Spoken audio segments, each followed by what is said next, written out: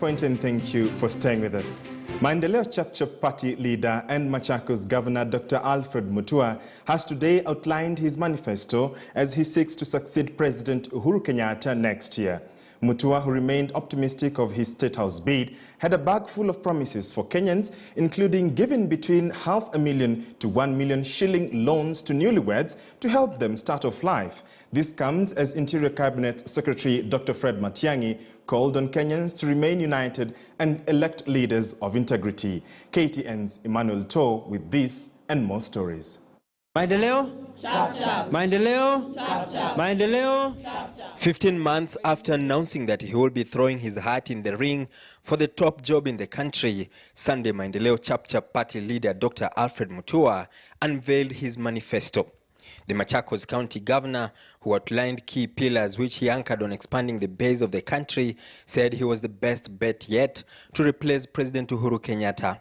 Under my plan, the cost of unga, that is maize flour, will drop from 120 shillings for a 2-kilogram packet of unga to 60 shillings. It is possible.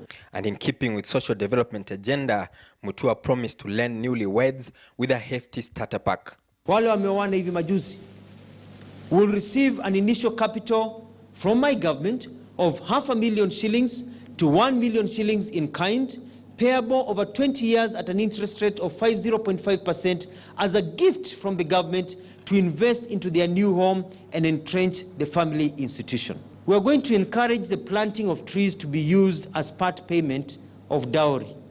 So as you go to pay your dowry, unasema ulipanda miti ngapi. Mutua also said he would not be backing out of the race and was not holding brief for any presidential candidate. This comes as the Cabinet Secretary for Interior, Dr. Fred Matiang'i, led a delegation of other leaders in Kisii County for a fundraiser. The leaders asking Kenyans to stick together and elect people who had the interest of the country at heart. Na mimi nawasihi wanasiasa jameni, kabla hatujaanza maneno ya siasa, kila mkutano tunaeleza watu tafadhali nenda upate chanjo.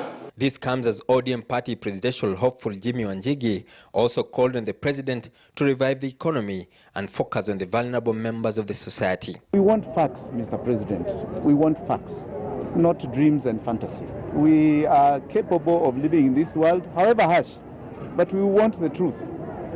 The State of the Nation address should be addressed about our people as a country. What is our true state, not our false state. Similarly, leaders from Upya movement have intensified unity calls among northern Kenya residents to enhance their national bargaining power. We are united by our destiny and therefore as a community. The best legacy that I can do for the people that I lead is to integrate them to live in peace, the way we have worked with our colleagues in the region. Lazima tukae chini, tupange barabara ya kutembea sote pamoja, sio ati barabara ya usaliti. Emmanuel Toh, KTN News, Nairobi. Thank you, Toh, for that. The US, German and Swedish embassies, as well as the British High Commission